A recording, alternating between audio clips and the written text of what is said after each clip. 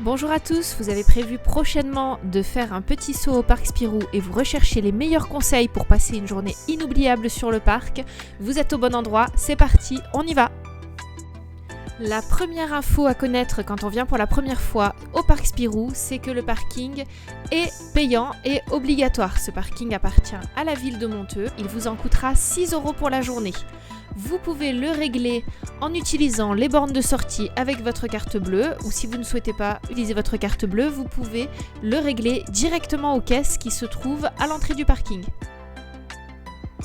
Il faut également savoir que ce parking n'a aucune borne de recharge pour les véhicules électriques et que, comme vous pouvez le constater sur les images, il est totalement dépourvu d'ombre. Il y fait extrêmement chaud, donc n'oubliez pas les pare-soleil et ne laissez rien à l'intérieur de vos véhicules qui craignent la chaleur. Autre conseil très important quand vous venez au parc Spirou, c'est de ne pas négliger la préparation en amont. En effet, il faut impérativement que vous alliez consulter le calendrier des ouvertures sur le site internet pour être certain que vous n'allez pas vous retrouver devant un parc fermé en arrivant. En effet, le parc Spirou, en dehors de l'été, n'est pas ouvert 7 jours sur 7. À l'entrée du parc, il y a une fouille par un agent de sécurité. Sachez qu'il est interdit de venir avec des animaux de compagnie, des bouteilles en verre ou encore des couverts en métal.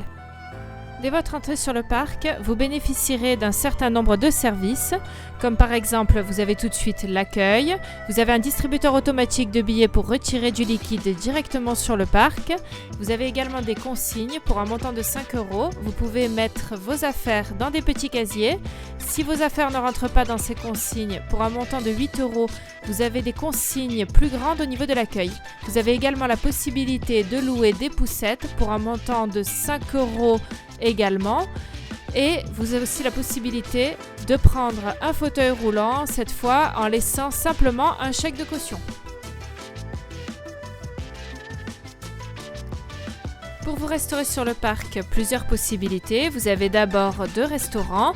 Le Vroop qui est à l'entrée du parc et qui vous proposera des spécialités italiennes sous forme de self. Donc vous aurez des salades César, des lasagnes, des pizzas. Le restaurant Le Moustique vous proposera quant à lui plutôt des burgers et des frites. En période de forte affluence, il met à votre disposition un service de click and collect qui vous évitera de faire la file. Vous scannez le QR code présent sur l'affiche avec votre téléphone, vous passez votre commande et vous récupérez votre menu à l'arrière du restaurant. Ça peut être vraiment très pratique.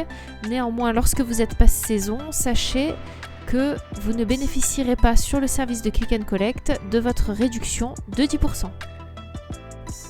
Dans les restaurants, vous avez à chaque fois la possibilité soit de conserver votre EcoCup, soit de la ramener au comptoir où elle vous sera remboursée pour la somme de 1 €. La seconde possibilité pour vous restaurer lorsque vous êtes sur le parc Spirou, c'est d'acheter des petits sandwichs en mode street food. Vous avez par exemple un petit camion qui vend des hot dogs qui sont vraiment bons, et ces hot dogs sont des hot dogs un peu do it yourself puisque c'est vous qui, une fois que vous avez le pain et la saucisse, pouvez choisir votre condiment, votre sauce, etc.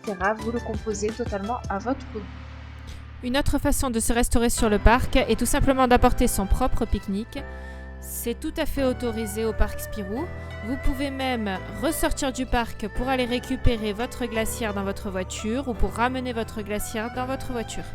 Pour pique-niquer, le parc Spirou vous propose notamment de nombreuses aires de pique-nique avec des tables de pique-nique en bois tout à fait classiques, certaines au soleil, d'autres totalement ombragées. Il y en a vraiment répartis dans tout le parc et c'est extrêmement agréable. À présent, si vous comptez venir au parc Spirou avec des enfants, il faut absolument que je vous parle de la tenue que vous devriez adopter pour les enfants. Il peut faire chaud au parc Spirou. Et quand je dis chaud, je veux dire extrêmement chaud. Il est donc absolument nécessaire de prévoir des tenues adaptées à cette sortie, c'est-à-dire des vêtements légers, casquettes, lunettes de soleil, crème solaire. Voilà, il est absolument nécessaire de se protéger du soleil quand vous venez dans ce parc. Par ailleurs, il y a des aménagements au parc Spirou qui vont vous permettre de mieux supporter la chaleur. Il y a des brumisateurs. Il y a également la zone slime qui est une zone aquatique avec des jeux d'eau dans lesquels vos enfants pourront s'amuser mais pourront également se tremper. Il y a aussi des attractions qui arrosent comme Marsu Aventure ou encore l'attraction Lucky River. Voilà, ces attractions mouillent et donc je vous conseille lorsque vous venez avec des enfants de prendre un petit rechange qu'ils pourront enfiler et des vêtements secs pour être confortables sur le chemin du retour. On va à présent parler attractions. Il faut savoir que les attractions sur le parc Spirou, il y en a pour tous les goûts. Il y a des attractions à sensations comme des attractions qui sont pour toute la famille. La première chose à savoir sur les attractions, c'est que certaines, par jour de Mistral, peuvent être fermées. Il y a 3 attractions qui peuvent être fermées. Ces 3 attractions sont la tour de chute Zombilénium, les balançoires qui tournent Champignac, mais également l'attraction Le Nid des Marsupilamis. Ces attractions ne seront stoppées qu'en cas de vent très fort. Néanmoins, je tiens à vous préciser que dans la région, le Mistral et le vent très fort ne sont pas quelque chose de rare.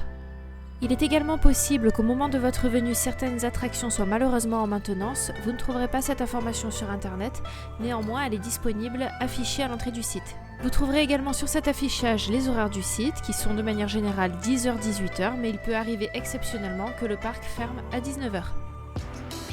Toujours concernant les attractions, de manière générale, il n'y a pas beaucoup d'attente pour les attractions au parc Spirou, mais certaines journées peuvent être extrêmement chargées. C'est parfois le cas notamment en été ou à Halloween. Dans le but de raccourcir votre file d'attente, il y a un système de Lucky Pass, un système de coupe-fil. Je vous mets ici les différents Lucky Pass et les différentes formules qui existent. Je ne vais pas vous les détailler.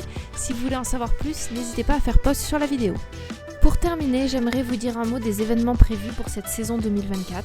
Vous retrouverez le 25 et le 26 mai le Festival de la BD. Tous les samedis de juillet et d'août seront consacrés aux nocturnes avec une ouverture du parc jusqu'à 22h, date à privilégier si vous craignez fortement la chaleur.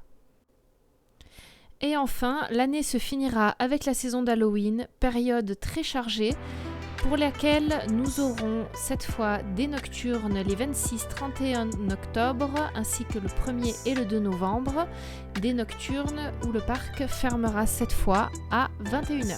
Il est maintenant temps de nous quitter, j'espère que cette vidéo vous sera utile. Si jamais je n'ai pas répondu à une question et que vous avez encore d'autres interrogations, je vous invite à me laisser un commentaire et dans la mesure du possible, je répondrai à toutes vos questions. Si la vidéo vous a plu, n'hésitez pas à vous abonner, à mettre le pouce bleu, à activer l'alarme. Vous connaissez la musique et on se retrouve très bientôt pour de nouvelles vidéos.